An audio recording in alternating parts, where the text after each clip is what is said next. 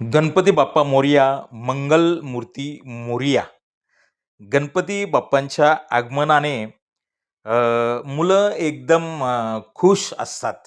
मुलं सकाळी गणपती बाप्पाला आणायला जायचं म्हणून सकाळी-सकाळी लवकर आवरतात. एकमेकाशी चर्चा करतात. आपल्याला गणपती कसा आणायचा? गणपती कुठून आणायचा?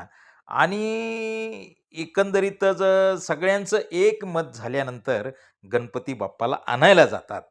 गणपती बाप्पा वाजत-गाजत आणतात आणि गणपती बाप्पा ज्यावेळेस घरी येतात, त्यावेळेस गणपती बाप्पाला एका मताने, एका जीवाने, एका म्हणजे असे त्या गणपती बाप्पाशी ते सगळे मुलं, घरची फॅमिली आपण सगळे समरस होतो आणि अशा पद्धतीने गणपती बाप्पाचं आपल्या घरात आगमन होतं. आणि गणपती बाप्पाला औक्षण करून म्हणजे एक सुंदर असा हा सण आहे.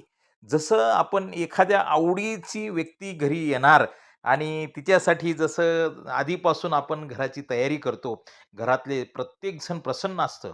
सेम दरवर्षी गणपती बाप्पांचं तशा पद्धतीनेच आपल्या घरात आगमन होतं. आगमन झाल्यानंतर गणपती बाप्पांना एक विशिष्ट असं एक स्थान तयार केलेलं असतं. त्याला आपण एक आरेस म्हणतो. मुलं छान पद्धतीने दिवस-रात्र जागून एक आरस तयार करतात. एक डेकोरेशन तयार करतात आणि त्या पद्धतीने गणपतीला त्या आरसवर, त्या डेकोरेशनवर, ते तयार केलेल्या आसनावर गणपती बाप्पाचं विराजमान होतं. आता गणपती बाप्पाला पाहिलं का दोघं भाऊ किती आवडीने, किती आनंदाने आणि किती एकमताने ते गणपती बाप्पाचं त्या आसनावर गणपती बाप्पांना विराजमान करतायत.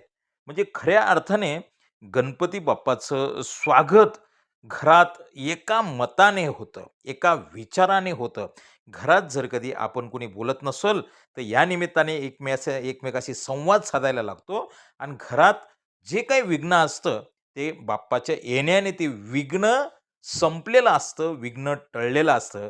असे हे गणपती बाप्पा आपल्या सगळ्यांच्या घरी आले असणारच, तर आनंद साजरा